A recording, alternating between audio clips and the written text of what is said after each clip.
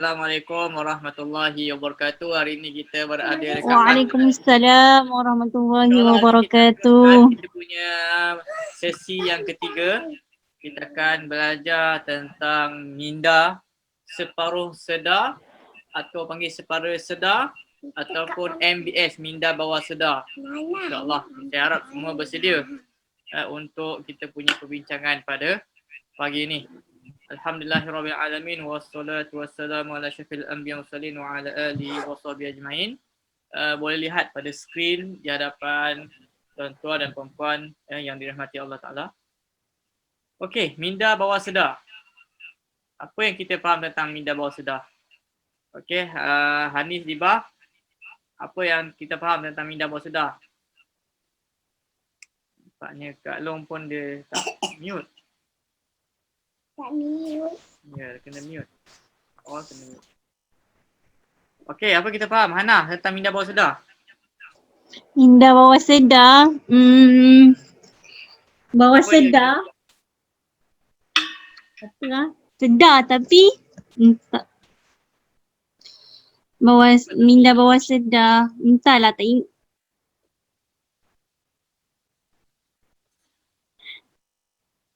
Okey. Hanis Dibah. Hanis Dibah.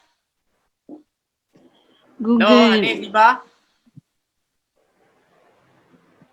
Hanis Dibah. Ada ke Apakah dia minda bawah sedar? Okey, kita pergi kita tengok. Pentingnya kita untuk ada minda ni. Keluar daripada minda yang berjaya kesedaran. ni sebab kita nak tarik positif. Sebab tu orang panggil minda magnet. Ada orang panggil magnet kekayaan lah, magnet pendidikan lah, semua magnet. Magnet ni maksudnya minda kita nak tarik benda-benda positif ni. Nak sehat pun ada juga. Ada buku orang tu, dia ada masalah penyakit, dia pergi rawatan sampai ke India, sampai ke luar negara, banyak tempat dia pergi untuk rawat. Dia kata tak ada benda boleh ubat melainkan diri dia sendiri, iaitu minda dia. Dan kemudian dia dah selesai tu, dia buat buku untuk healthy, untuk health dia punya diri, untuk sembuhkan diri dia. Ada buku tu dekat slide yang bermula sekali semalam kita belajar. Okay. Pentingnya minda kita ni sebab kita nak tarik kejayaan, nak tarik kita punya keunggulan, kita punya kegembiraan, kita punya kesihatan. Kita kena percaya dan kita akan terima. Kita akan dapat apa yang kita percaya. Percaya. Okay. Jika kau fikirkan kau boleh. Boleh lah. Ya, minda bawah sedar ni ada banyak jenis lah, ada banyak nama. Ada panggil minda separuh sedar, separa sedar, diri keenam, dan kita biasa diri kelima kan. Kita ada penglihatan, pendengaran, percakapan kan, bau. Tapi ada orang tamat 6, iaitu diri keenam, iaitu minda. Diri keenam, minda. Mind. Ada buku bincang subconscious mind. Telepati, extrasensory power, ESP, ilmu psikik. Biasa tengok ilmu psikik ni dalam movie lah kan, yang duduk diam, guna minda boleh gerak-gerakkan barang dan sebagainya. Cosmic power, quantum physics. Semua ni kalau nak detail kita kena belajar dekat, ada dalam banyak buku dah tulis, tapi kebanyakan bahasa Inggeris, bahasa Melayu pun ada. Semalam tengok ada kat PKS dah ada lah orang Melayu menulis. Dan punya sebenarnya dah banyak lah benda program ni diajar, dan sebenarnya kita kalau siapa sebagai guru atau ustazah atau ustaz, dia kena tahu. Sebab hari ni kita bukan saja kita kena ajar anak murid kita menggunakan minda, bahkan kita kena gunakan kaedah-kaedah dia. Barulah jadi. Ya. Okey, ini adalah term-term lain lagi MBS. Kita kesana kita pakai MBS lah, senang. Term ni minda bawah sedar, ya, subconscious mind. Okey, ini dia gambaran tahap kita punya minda kita. Minda ni bahasa Inggeris, mind. Dalam bahasa Melayu, akal. Tahap akal kita. Ya, sebab tu dalam Quran kata afala ta'qilun, apakah kamu tidak berfikir. Jadi penting kita, sebab apa benda yang kita nak, kita kena, semalam kita dah ajar, kita kena bayangkan, kena imaginekan. Kita akan ajar nanti di akhir slide. Okey, tengok ni. Tengok iceberg ni, mental iceberg. Minda kita punya. Yang atas sekali adalah apa yang kita anggap, apa persepsi kita. Iaitu minda sedar lah. Macam kita datang kelas sekarang ni. Dah lah buat free kan. Lepas tu buat free, kita buat 2 hari free. Biasa orang kalau buat kelas satu slot tu saja Banyak. dah 100. Tu kita buat percuma untuk kita nak share knowledge ni pada kita punya family, kawan-kawan kita, pada sidang pendengar. Okay, conscious level ni adalah minda sedar. Atas apa yang kita nampak lah. Dan di bawah ni subconscious level ni adalah minda separuh sedar. Memori kita, kemudian kita punya knowledge adalah minda separuh sedar. Bawah sekali ni unconscious level ni adalah kita punya ketakutan, kita punya perasaan-perasaan dalaman kita. Okey, kita tengok sebelah ni, belah kanan kita pula. Dia buat 8. Dia pecahkan kepada 8. 8. Consciousness ni adalah pemikiran. Consciousness ni adalah kita punya awareness, kesedaran. Ada 8 jenis kesedaran. Dan bagi tahu tadilah. Yang 5 ni saja, 1, 2, 3, 4, 5 ni adalah panca indera yang kita nampak. Boleh melihat, sight tu melihat, hearing mendengar, smell membau, taste merasa, yang kelima touch pegang. Itu yang kita boleh dapat fizikal lah. Ada sudut minda kita yang kita sedar, yang kita buat 5 ni kita sedar. Yang ke-6 dah mula masuk ke minda kita. Yang ke-7 ke-8 adalah apa yang berada dalam minda kita yang secara tidak langsung. Iaitu memori dengan self identity semua. Okey. Sebab tu hari ni kalau kita katakan bahawa ada kaedah 10-90, 10 tu adalah kita punya knowledge, 90 tu adalah dalaman kita. Pada semalam kita telah belajar tentang kaedah 10-90. Kak Long dia tak silent dia punya ni.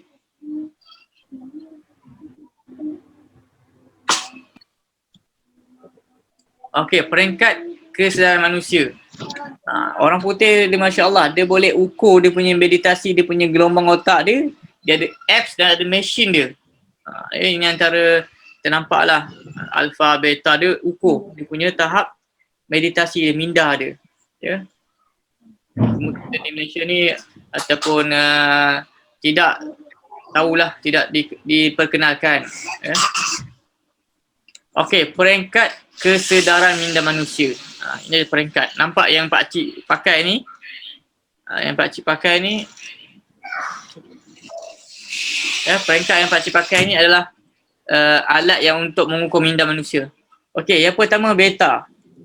Peringkat kesedaran minda tentang perkara-perkara yang fizikal yang berkait rapat dengan panca indera seperti deria rasa, deria bau, deria dengar dan sebagainya. Seperti contoh kita mendengar radio setiap hari. Contohnya kita tengok TV, tengok radio, itu contohnya. Yang kedua alfa. Alfa adalah peringkat kesedaran minda tentang perkara-perkara yang berkait rapat dengan emosi, fikiran, khayalan dan perasaan. Peringkat ini berkaitan dengan alam kerohanian dan kejiwaan. Dan jaranglah manusia boleh dapat level ni. Dalam peringkat ini juga terletaknya apa yang dikatakan ESP, Extra Sensory Perception. Bermaksud persepsi diri tambahan. Minda kita. Jadi contohnya kita nampak orang tu kan, kita ada first impression. Itu adalah minda kita lah. Okey, peringkat yang ketiga. Theta. Peringkat ini adalah sambungan daripada peringkat alpha tetapi lebih dalam lagi. Minda peringkat ini adalah peringkat orang yang tidur. Extra sensory perception juga terdapat pada peringkat ini. Ini level yang high level. Alam mimpi adalah terletak pada alam ini. Orang yang sampai pada peringkat ini tidak terganggu oleh kebisingan alam ini, ketenangan alam ini sungguh luar biasa. Ini kalau bahasa kita panggil khusyuk lah, khusyuk fokus. Kan sebab tu level fokus kita lain-lain. Ada beta, ada alpha, ada theta, ada delta. Yang keempat ni kita habiskan dulu. Peringkat ini tidak ada kesedaran langsung seperti orang mati. Pada peringkat ini tiada siapa yang sedar langsung seperti orang yang debius ketika pembedahan. Ya lagi ni. Dan kita bila baca sejarah kan, zaman dulu memanglah orang tak sebut alpha, beta, theta, delta ni. Tapi kalau kita baca sejarah bagaimana orang-orang hebat zaman dulu, contohnya saya teringat satu kisah seorang tabi'in. Seorang tabi'in yang bernama Abdullah bin Zubair bin Awam, Zubair al-Awam iaitu antara anak kepada sahabat Zubair al-Awam. Jadi Abdullah bin Zubair ni kita tahu dia antara 7 fuqaha sab'ah, 7 ahli fiqh terhebat Madinah. 7 ulama terhebat Madinah, ahli fiqh terhebat. Yang menariknya Abdullah bin Zubair ni pernah satu ketika dia dijemput untuk datang ke istana. Waktu tu istana yang raja di Damsyik di Syria, atau Syria. Jadi Abdullah bin Zubair ni pergilah, ya, pergilah bersama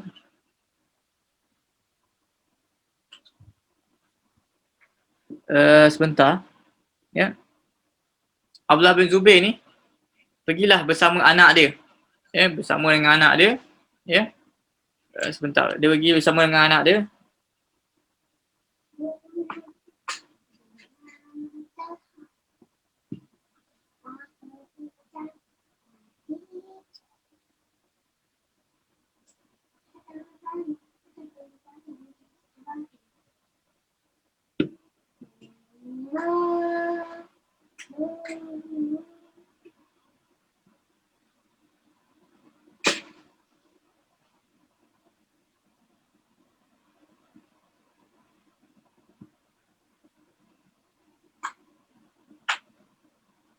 Tu saya rasa lain macam. Urwah bin Zubair itu kata asal dia punya.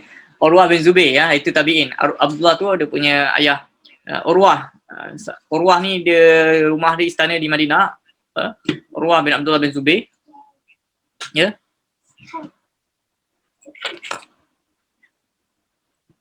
Okay, tentang Urwah merupakan tabi'in yang mana dia dapat jemputan, ya.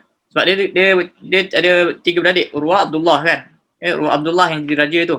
Ya, jadi khalifah sementara. Ya, jadi nak kisah pasal Urwah. Urwah ni seorang tabi'in, dia merupakan fuqaha usaba'ah. Jadi dia mendapat dia terkenal dengan keilmuan dan juga kezuhudan. Ya, kalau ni Madinah ni kita ada lihat dia punya qasar, dia punya istana dia kan. Jadi Urwah ni satu kisah yang mana dijemput oleh pihak istana untuk perbincangan dan dia bawa anak dia. Ya, jadi ingat yang nama dia Urwah, bukan Abdullah. Urwah bin Zubair bin Al-Awwam, ya.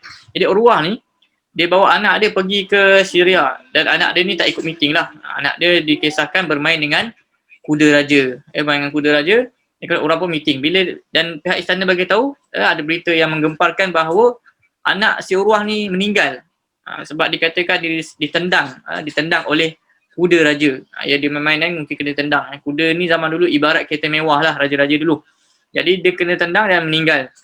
Jadi Urwah ni disebut inna lillahi wa inna ilaihi raji'un. Dalam kisah tu dikata tidak ada setitis pun air mata yang keluar daripada tabi'in Urwah. Tu masya-Allah, dia boleh menerima, minda dia hebat, dia boleh terima qada dengan begitu tenang. Dia kata mana anak dia, inna lillahi wa inna ilaihi raji'un, aku nak mandikan dan solatkan. Dan mereka akan cerita dia mandikan, solatkan dan kemudian ditanam di sana. Dan kemudian Urwah ni turun untuk tanamkan dan tak ada Allah Subhanahu Wa Taala qadar syafa'al. Dia telah terkena satu penyakit yang menyebabkan kaki dia terpaksa dipotong. Ini ringkas cerita. Kaki dia terpaksa dipotong. Jadi apa yang berlaku kepada Urwah? Zaman dulu kan ada ubat bius.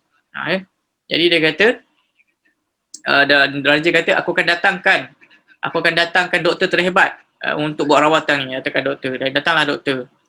Doktor kata, okey, aku nak buat pembedahan ni. Jadi aku nak bagi ubat bius. Tapi zaman tu tak ada, dia kata aku nak bagi arak untuk buat dia tak rasa sakit. Jadi kata tabi'in Urwah, dia kata benda yang haram pun aku tak buat. Benda yang makruh aku tahu apa benda yang haram, iaitu minum arak ni. Jadi dia kata dia tak buat. Dia kata tak apalah, biarkan aku solat. Jadi Urwah ni kehebatan tu masya-Allah, minda dia. Saya terfikir apa yang kita belajar hari ni daripada pagi ni. Jadi Urwah ni dia solat dan kaki dia dipotong ketika dia solat. Itu kadang-kadang kita ni level apa, alfa, beta, theta, delta, rupanya orang dulu dah buat dah. Orang-orang soleh dulu dah ada dah, mereka punya fokus, khusyuk mereka. Ya. Sebab tu sahabat-sahabat Nabi bila mereka solat kan, boleh solat malam tu boleh khatam Quran. Kita masya-Allah, macam mana solat malam khatam Quran kan.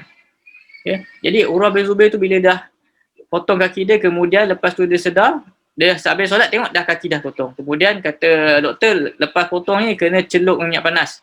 Dia kata okey, solat dah habis, aku nak zikir pula.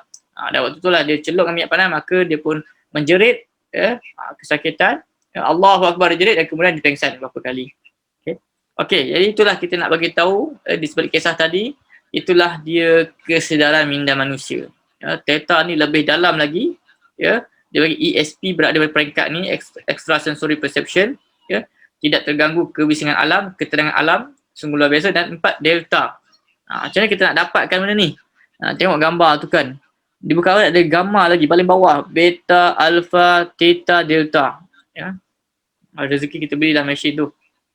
Okey. Gelombang otak manusia. Ya, kita handphone, segala benda ni semua, bluetooth, semua bermain dengan gelombang. Ya. Itu ilmu gelombang. Ya. Jadi kita ada gamma, beta, alpha, theta, delta. Ni adalah dia punya ukuran dia. Ya.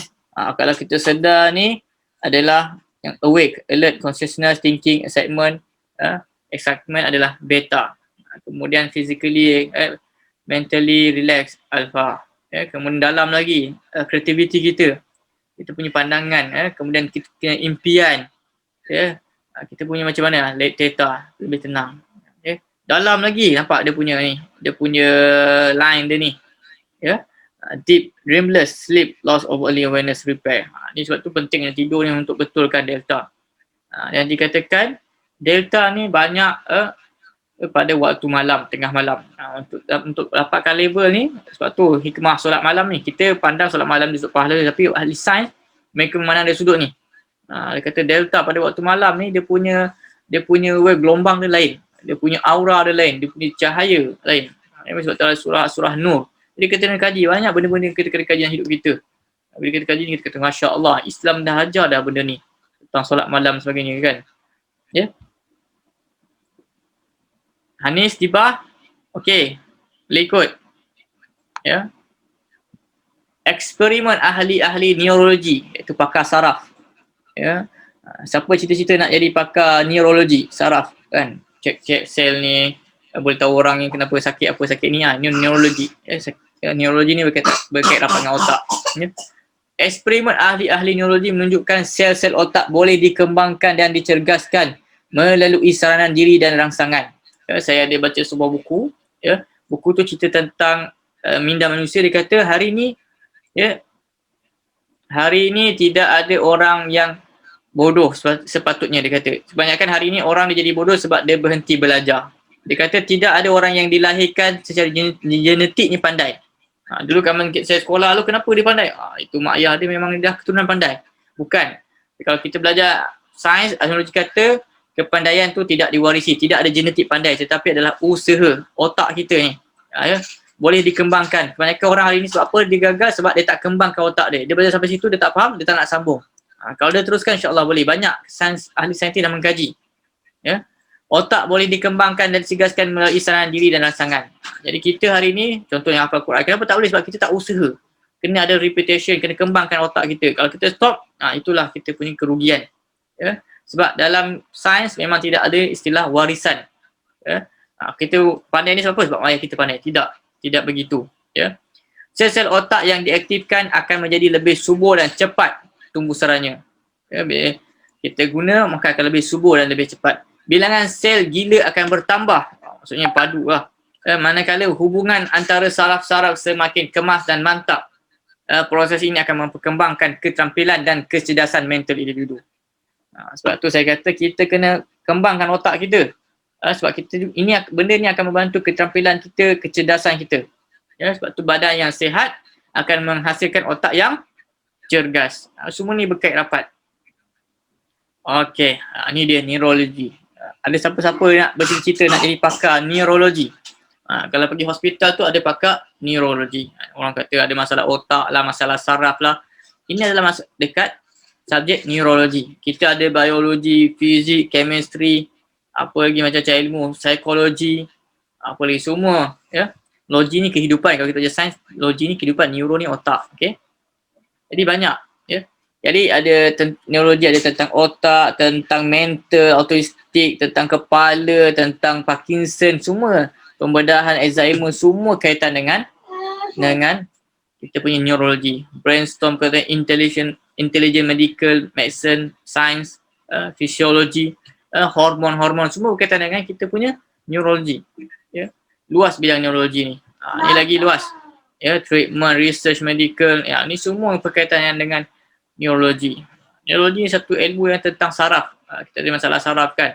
Kita boleh tahu Sebab dia neurologi adalah menghubungkan. Mungkin hari ni orang tu kenapa otak dia lembab, masalah neurologi. Mungkin sistem saraf dia ada masalah. Kan? Yang membantukan pergerakan dia. Sebentar kejap. Ni ambil balik. Ni. Kejap. Abah hanya tak bawah-bawah Ambil tu kamera. Ni. Cepat. Ni. Okey. Seterusnya, mana yang banyak minda kita?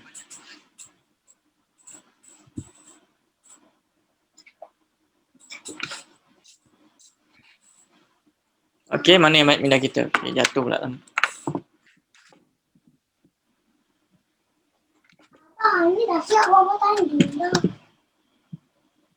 Okey. Abah ni dah siap. Mana yang banyak minda kita?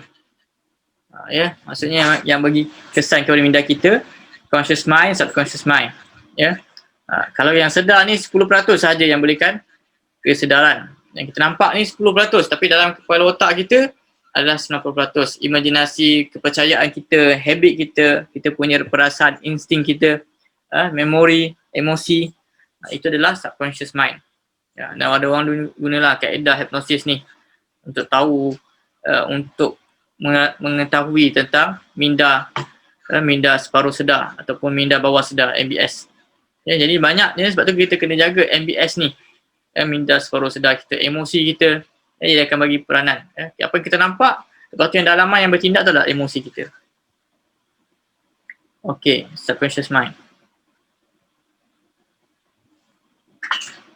Nampak pula kita punya pulau ni.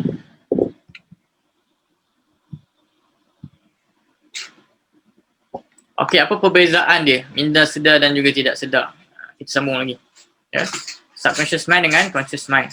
Ya. Minda yang sedar ni adalah kita punya yang masa pendek, ya.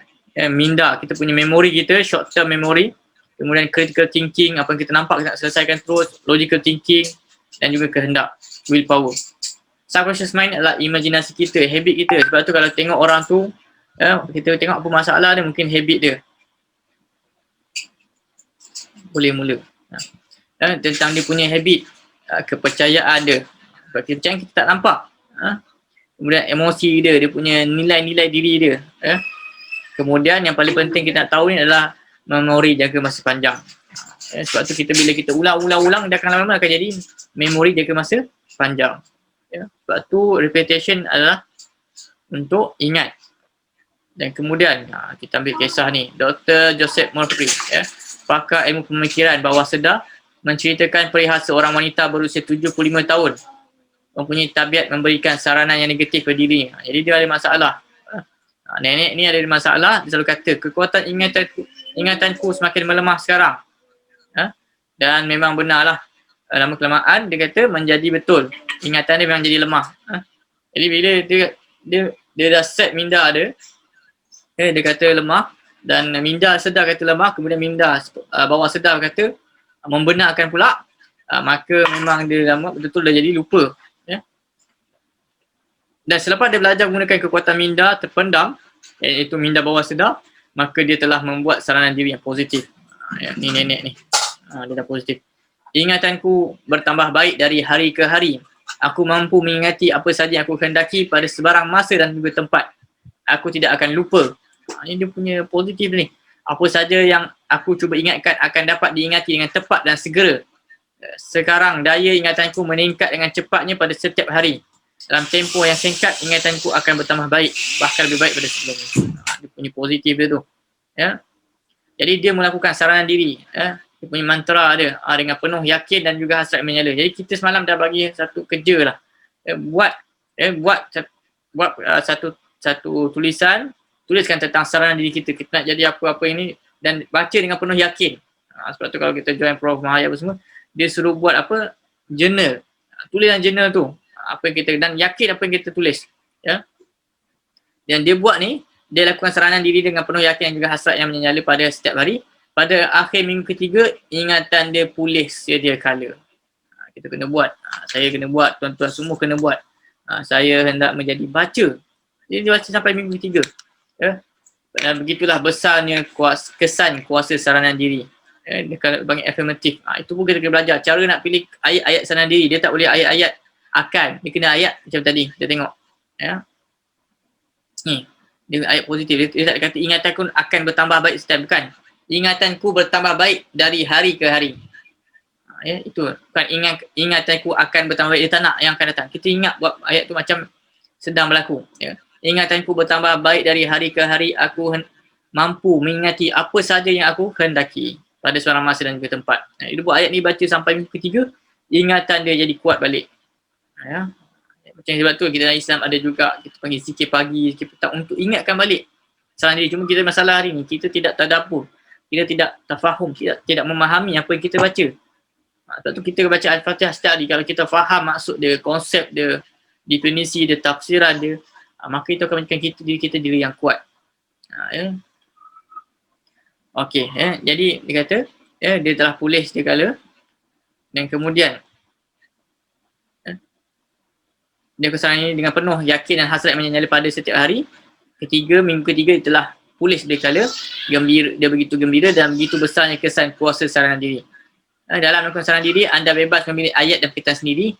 Gunakan apa jua ayat yang dirasakan berkesan untuk mempengaruhi dan meyakinkan diri sendiri bahawa kita mampu memperolehi apa yang dihajatkan.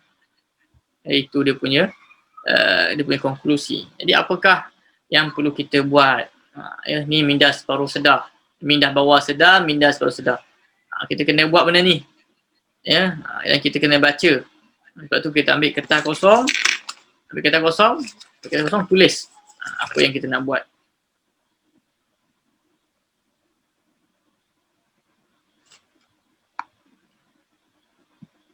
Teknik saranan diri yang berkesan.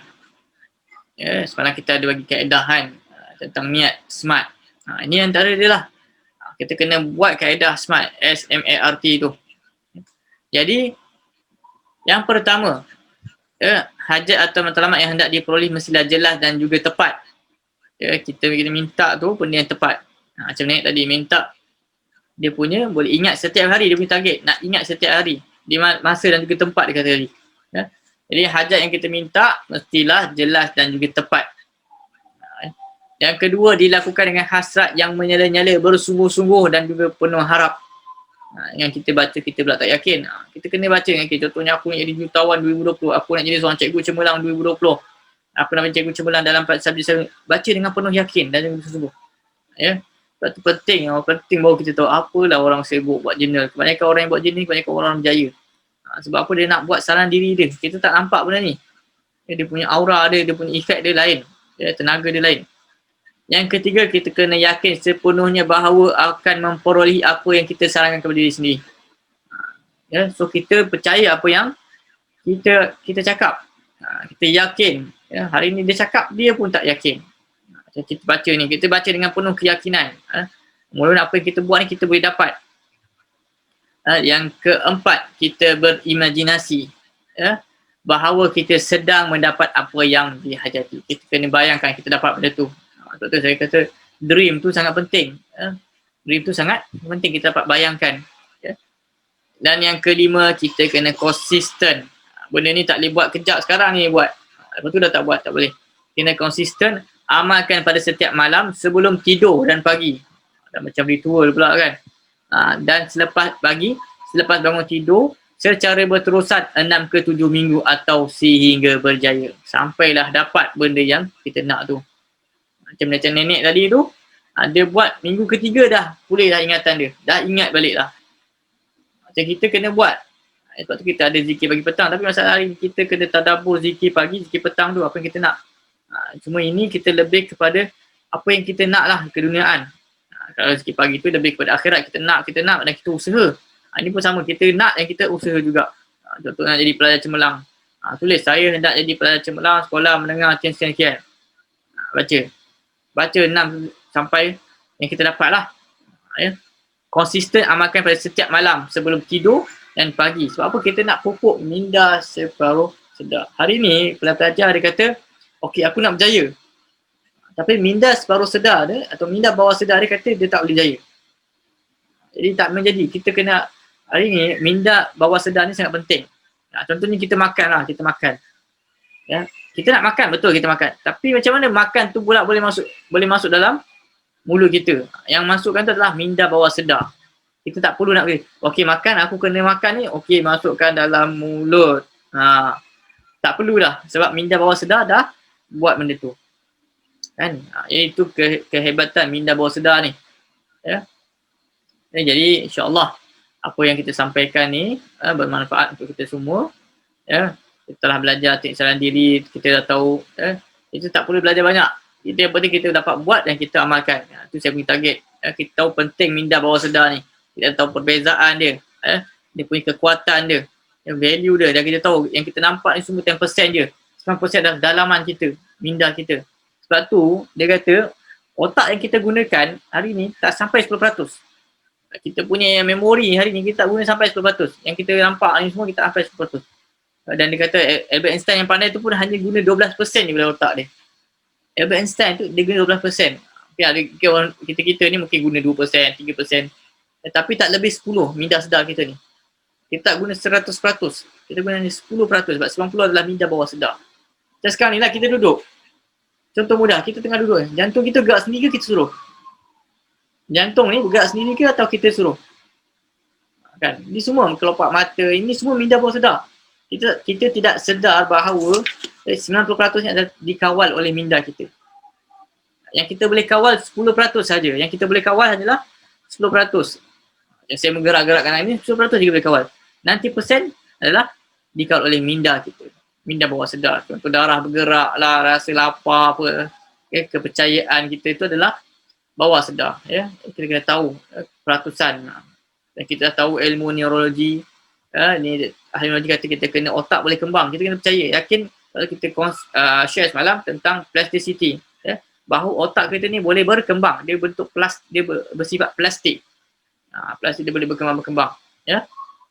Jadi kita kena bantu perkembangan ni. Sebab tu kita kena mengelak benda-benda yang boleh merencat atau membantutkan otak kita. Seperti benda-benda negatif adalah benda yang membantutkan otak kita.